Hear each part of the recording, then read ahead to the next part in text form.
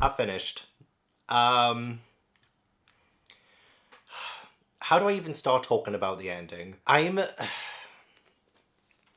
don't even know how to begin this section. I really don't. The war on Paradis arc, the final arc, the final full arc, which was so long, such a long arc, and honestly, it's justified. It does need to be long. I genuinely do not know how to feel. I finished this last night, read the last chapter at like 11 p.m., May 15th, 2024, write it down, and I've honestly just been stewing ever since on Sharon what I feel about it. It's like there are so many epic highs in this final arc, but then I think there are just quite a few lows as well that have really dragged it down for me. And I guess a lot of it does have to do with Eren and his decisions. And I'm a little bit conflicted because there's part of me that realizes that there weren't really that many decisions that he could take. So, just to contextualize, Eren has decided to commit a mass genocide in order to make the Eldians look like saviors. And he needed to kill 80% of the human population in order for that to happen.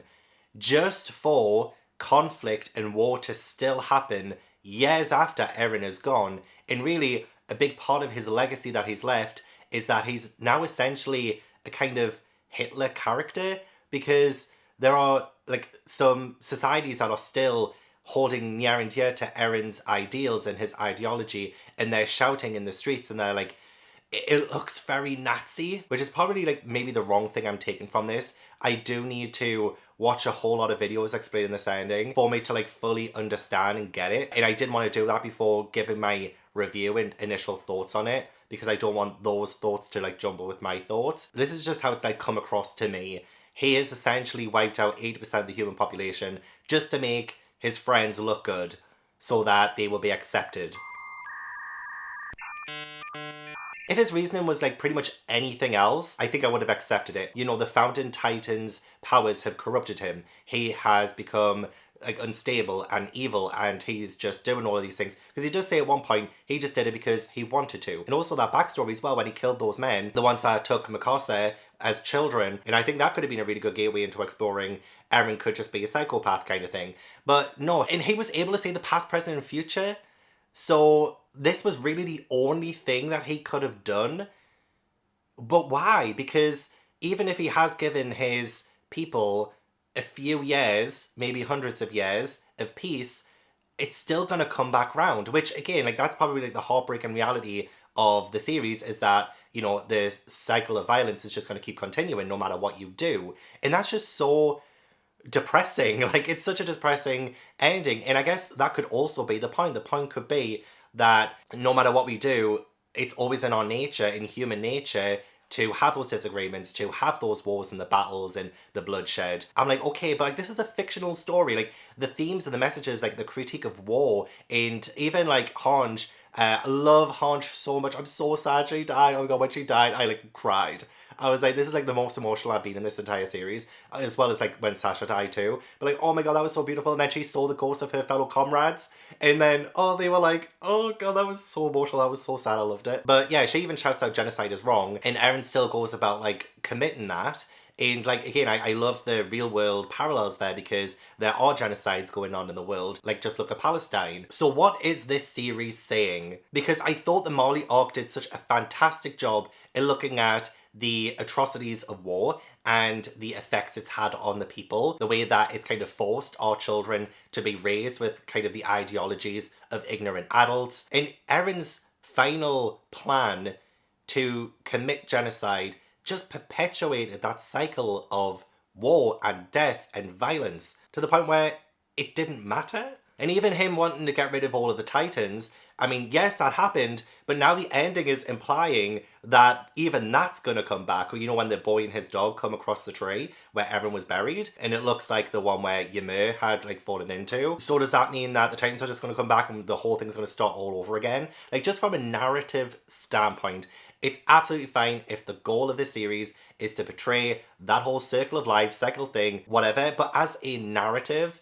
as a story, It's the most unsatisfying ending that I could personally get from this series. It reminds me of Animorphs. I don't know if you've ever read Animorphs, but I read that series, and even that had an unsatisfying ending, which again is sometimes the point. Sometimes you don't get everything wrapped up in a pretty bow. You know, it's life, it's war, it's death and life and all of these like amazingly huge concepts, and the end of war is never satisfying because there have been so many losses already, and I don't feel satisfied by a lot of their character arcs. Like, I love the fact that Mikasa was the one, like, she overcame her own feelings and she was the one to take Eren down. Like, she beheaded him while kissing him, which was really weird. I don't ship anyone, I don't ship any romance in this. I also found the moment between Armin and Annie very weird too. I just never really saw any kind of romantic chemistry between them. So when Armin was, you know, talking to her on the boat, I was just like, okay, okay. And then when Eren just randomly starts shouting when he's talking to Armin later on, I think it was like in the path, oh, I don't want Mikasa to move on for like 10 years after I'm gone. And I'm like, where is this coming from? He literally says he wants her to be hung up on him for like 10 years. I'm like, why? Like, earlier in the arc you were saying how much you hated her and despised her and all this, that, and the other. And like, I know like he was probably trying to like push her away for some like inner reasons, but like I've never once ever felt any kind of reciprocation for Mikasa's feelings to Eren. I never felt that he felt the same way. So it just felt like it came out of nowhere. Let me just like vent for a little bit so I can get my feelings off my chest. I might be wrong in so many things that I'm saying, and honestly feel free to correct me in what I'm saying down below, correct me with my opinions, that's absolutely fine. This is just like word vomit right now before I like try and structure what I'm trying to say about this arc and like all the things I do love about, because there's so much I do love about this arc. I just found the last few chapters just, I didn't know what I was reading at that point. I mean, it's fine enough for me to say, oh, I would have loved it if this happened, I would have loved it if that happened. The reality is, none of the things that I kind of wanted at the ending happened, and I have to be okay with that because that's not the story that the mangaka wanted to tell, and that's fine. But I'm still struggling to know exactly what the point is. And even if the point is just that the cycle continues and continues and continues, then what was the point in general? I do think it comes back to a lot of what Armin and Zeke were talking about, where Armin was like, what matters is the small moments. And I'm like, okay, yeah, I guess, you know, like we're all gonna die eventually, and you know, it's those bonds we form and all this, that, and the other while we're alive. Yeah, he does have a point, we've just gotta live. Sometimes multiplying is not important. That was like the whole kind of spiel of it. But what I don't understand is why that little talk between Armin and Zeke, and honestly, it wasn't even that big a speech, it wasn't even like that revolutionary of a talk, but it makes Zeke realize what he's doing is wrong and he needs to stop Eren. And I'm like, really? Like that's what it takes?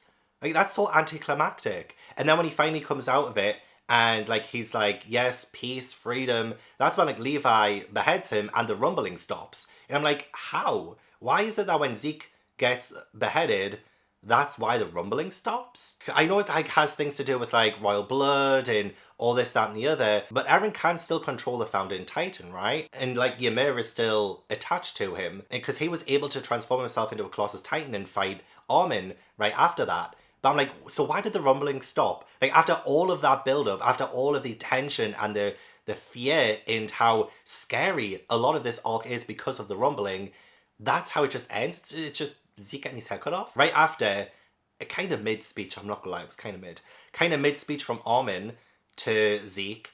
And that's what I you know, like, sometimes it's like not exactly the things that have happened that I'm kind of pissed about. It's kind of the fact that a lot of it felt a little bit rushed. It didn't have a whole lot of nuance, and it felt very surface level. A lot of the stuff that the characters are talking about and what they're trying to say, it just feels very surface level. I'm just struggling to understand why this is what stops the rumbling. I did start watching the 2 final specials of Attack on Titan Season 4. I was told to do that on one of my videos. So I watched the first part. I haven't watched the second part yet. I ran out of time. But I mean, I'm still excited to watch the anime. Don't get me wrong. I'm still so excited to watch it. I'm going to be blasting through the anime in the next few months. But I don't know. I'm just so conflicted.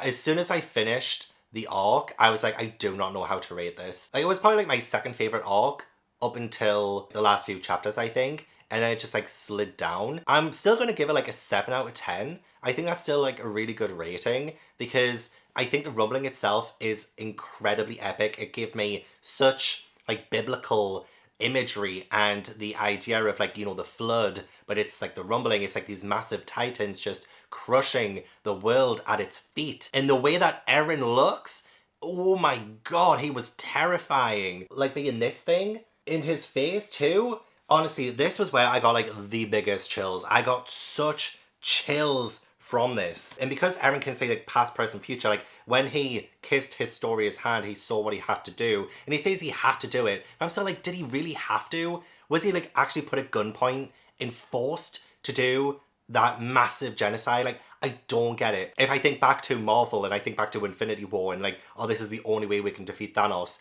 fair enough, like that was a good plan. But like, this didn't feel like a good plan. Anyway, I'm back off track. But yeah, when he was talking to the boy, and he's like crying his eyes out, like Eren's crying his eyes out, and he's like, I'm sorry, I'm so sorry, because he sees that the boy does get killed and he is the one who kills him. And when you get that section where the boy and his brother are like hiding what they've stolen, and then all the townsfolk are like running away, and then you see the Titans coming slowly but surely, and that was amazing in the anime too. The music, the tension, the screams, oh my god, it just elevated it so much. I was heartbroken, absolutely heartbroken. So many times in this arc I was heartbroken when they got flattened, and oh my god, it was brutal, it was gruesome, it was disgusting, but it was fundamentally showing us how tragic this whole thing is. It's showing us the victims of war and how awful it is. I mean, it's showing us that, but then I don't understand what the final message of the manga is trying to tell us. This is just what happens. This is life, you know? Lots of people are going to die. Lots of people are going to commit genocides and all this, that, and the other. And is there hope? I don't know. Just make sure that you throw that ball. Make sure you hang out with your friends. Make sure you have fun in the meantime. It is what it is. You know, like that's kind of what I've taken away from it, which is probably very cynical, but it's just like, it's left me with such a bitter taste in my mouth. But anyway, lots of epic moments like that. I loved the whole rumbling thing. Oh my god, you know what else really broke my heart? Was when all the townspeople were trying to, they were carrying that baby, and they were like kind of crowd surfing that baby, just trying to save it. Oh my god. It's so sad. It is so sad. Hange sacrificing herself. And again, like, it took me a little while to realise that she was dead. There were some things that happened quite easily too. I love the fact that Falco did turn into this like flying titan. It did feel a little bit convenient and a little bit of a coincidence, but I digress. It was still an epic moment. I loved all the fighting and stuff. I loved it when Eren and Armin were fighting as both like Colossus Titans. I felt that heartbreak with Armin, but like at the same time, Armin is thanking Eren for committing genocide for them, and I just found that a little bit weird. If he got that vision, well, he did. He got that vision of what he has to do, but like, maybe he got that vision because he has to stop it. There's like another route to take. I just don't get it. And the way that he saved Bertold in the past too, like again, I'm just going to keep going into little rants that probably are confusing. The way that he saves Bertold by getting, you know, Dinah, that Titan, towards his mum instead, like, so like he diverts her, so like really it was his fault, because he was also able to influence Grisha when he killed that royal family. So it was like Eren behind that. And he was able to like manipulate people's memories and stuff. And like all of this stuff was happening. I'm like, I don't get it. You can argue that his mum was probably going to die anyway. I mean, fair, but like still, like, why would he make her go straight for her? Even if it was to say Bertold, he could have done anything. He could have made her go a complete 180. Why didn't he make all of the Titans just leave? You know what I mean? If he was able to do that, if he was able to persuade and easily manipulate the Titans, why can't you just make them all turn around and leave? Like, why did anyone have to die there? It's just like, why does 80% of the planet have to die in order for Eren to exact? I still don't get it. Eren really wanted freedom, and he was such an interesting character to follow because of that. And he had so much rage and hatred, and by killing 80% of the population, he let that hatred win. He let it win. And I think that is antithetical to the message that we are trying to send about how war is bad and it's a critique on war. But that's kind of harder to argue now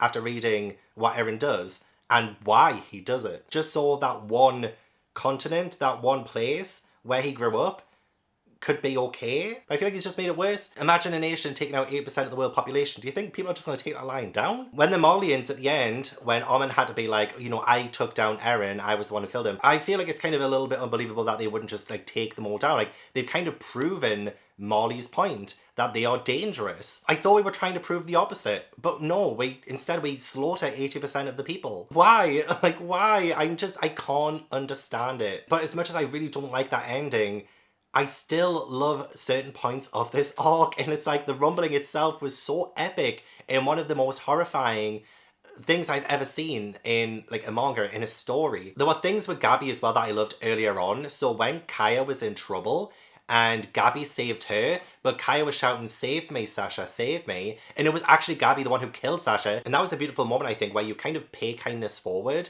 you know, by saving someone else's life. I mean, yes, Gabby took Sasha's life, but she's been able to kind of rectify it in a way by saving Kaya, who was the person that Sasha saved all that time ago. I found that to be a beautiful moment. I also love that we had the return of like Annie. Oh my god, Annie! Yes, I was so glad that she was back and stuff. I did mention it briefly when Armin was talking about his feelings for her. And I know like he spent like what 4 years talking to her and she could hear everything. That's all fine and well. I still don't I don't feel the connection. But yeah, Annie's back. She got a chance to fight and stuff. The whole fight on Eren's back when he's the dinosaur titan thing, that was really epic and cool. But yeah, just having most of the original 104th training corps together, because even like Reina was there and Annie and Connie and Mikasa and Armin, like that was just beautiful. I love that. I always love callbacks to the original group, the original friendship group. Ymir's backstory, I'm not 100% sure I love the backstory. I felt it a little bit underwhelming after absolutely everything that's happened with all the Titans and all this, that, and the other. So Ymir loved the king, even though all he ever did was abuse her. Then yeah, she does get the Titan powers, and then she still goes back to the king. She still loves him, and then when she dies, the king gets his daughters, which I kind of love the fact that they were the walls, you know, Sheena, Maria, and Rose. But then after all that, it didn't really start with conflict between nations. It didn't start with unnecessary bloodshed between nations. It started because Ymir loved the king and he was abusive. She was about to die, even though she got her powers, she went back to him. And then Mikasa is somehow connected to that. And Eren and Mikasa are like a parallel of Ymir and the king. Yeah, I guess Eren is a reflection of the king because the king was cruel, and that's essentially how Eren ended up. But Ymir couldn't let go of that, so that kind of explains why Mikasa couldn't really let go for a long time. And it just makes it that much more impactful when Mikasa does decide, I do have to stop Eren. As much as I love him, I have to stop him. And then, yeah, it goes inside his mouth, which was, I kind of loved that bit. But yeah, the kissing of his head was weird to me, and Ymir kind of saw that and was like, okay, now I can move on. I'm like, okay, but then 80% of the world population died. Why? Why did it die? I just don't think I'm ever going to be able to understand that. There was a lot of drama earlier on as well with the wine, because there was the spinal fluid in the wine, and you know, that's how like Falco got some on him, because Gabby revealed that she killed Sasha and she was still so proud of that. But that was a huge turning point for her. But also like so dramatic, the fact that Sasha's family is right there, and yet they kind of forgive her. I mean, there was one guy who, you know, smashed the wine bottle and was like going to kill them. But like, he kind of learned to accept that too. So I kind of love that sequence. I love the fact that a little bit later on when we have the fight and they're trying to stop Eren and Zeke from touching, and Gabby takes off Eren's head. In that moment itself, with the whole shattering panel and like everyone saying it, and just, I felt shattered. Like that was such a beautiful paneled moment, like the way that the paneling was done, the way that the illustration was done, I think that was so well done, because then I really did feel the shattering of that with all the memories and the scene in fragmented sections. Brilliant. And I was also kind of conflicted at that moment too, because I mean, I obviously wanted Eren to succeed because I didn't realize how far he would go at that point. I wanted him to succeed. And also like his bond with Zeke, although was it really a bond? Zeke did say that he would do anything for his brother, and like that is such a weird family dynamic, because Zeke does bond with Eren and what he's gone through, because they've both gone through similar things with their dad. And so I found that really interesting that we had those moments between them, because I was hoping we would, you know, they are half brothers, they are related, so we needed a bit more with them. But I kind of loved the fact that they were trying to get to each other, and then that's when Gabby takes his head off, and I was like, Gabby, that's kind of awesome, that's kind of epic, but like, what the hell? What the hell? My battery died, I was talking for that long. And it was the forgiveness between Kaya and Gabby that really got me too, when Kaya tells Gabby, oh, you were just born in Mali. And the struggle to justify the actions of today, like they're paying for the sins 100 years ago, but what are the sins committed today? Like, why are they suffering? Why are they paying the price of everything now? Again, it's an amazing message, it's a great theme to explore, but I just think it's like really fumbled by the end. and just with how the ending just turns out. I don't know, I feel like it's something I might have to sit on for a long time to really wrap my head around it, to really understand. I'll watch some YouTube videos of people talking about it so that I can also try and get more of an understanding of how other people feel, and maybe they can explain it better than I can. Maybe they can explain step by step what it is the ending is saying. Another character I really loved in this arc, I mean, I liked Levi. He had some good one-liners, like him calling Zeke you bearded shit. And it was epic that he did finally take down Zeke. I felt like the battles between them, the struggle between them felt very personal, and I'm glad Levi came out on top. But it was actually Connie. I really enjoyed Connie's arc in this arc. I love the fact that he wanted to take Falco to his mum so that his mum could eat him, so that his mum could like turn back human, and he was like ready to do that. But it was kind of like the emotional turmoil that was taken on him, because he was saying like Falco as he was, realizing how innocent he is. I love the fact that he was like, oh, we need to go brush her teeth.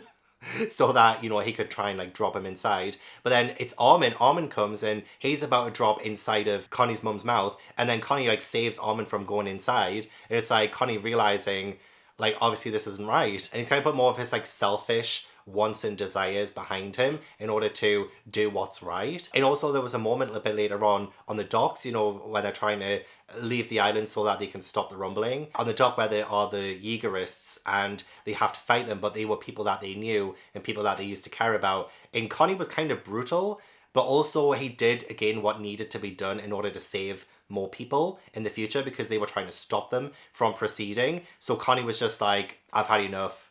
Boom, boom. And they were dead. All to save Armin, because he understands the gravity of the situation, the fact that everything's a lot bigger right now, and there is something that needs to be done. Again, it is more bloodshed, and sometimes you have to like take into account what's for the greater good. So yeah, I did love and hate this arc, and I still gave it a 7 out of 10, which is a fantastic rating still. Love that we got to see Hange and Sasha and everyone, even for just the briefest of moments, how happy they looked. The fact that the conflict was over for now, that the Titans have vanished from the world for now. And I do think I'm still going to come away from the series loving it as a whole. It was a fantastic ride. One that really got me angry at times, sad at times. And I think overall it was definitely well worth the journey still, even if I am still not completely understanding a lot of the points being made. So with that being said, the ranking for the arcs are: in 9th place is the 104th Training Corps arc with a 5 out of 10. In 8th place is the Royal Government arc with a 5.5 out of 10. At 7 is the Fall of Shiganshina with a 7 out of 10. In number 6 is the War on Paradis arc with a 7 out of 10 as well. In number 5 is the Mali arc with a 7.5 out of 10.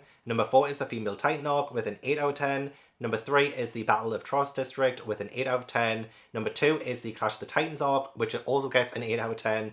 And at number 1, my favourite arc, is the Return to Shiganshina arc with a 9 out of 10. So yeah, that was definitely my favourite arc. It was a really good one, and yeah, I'm just still so glad I read this series. I will still be tackling so many more series on my channel, so do stick around to subscribe for more. Next, I will be tackling Witch Hat Atelier. And I also have plans to do Frieren, Beyond Journey's End, Goodnight Pun Pun, and Naruto this year too, as well as some other ones in the works.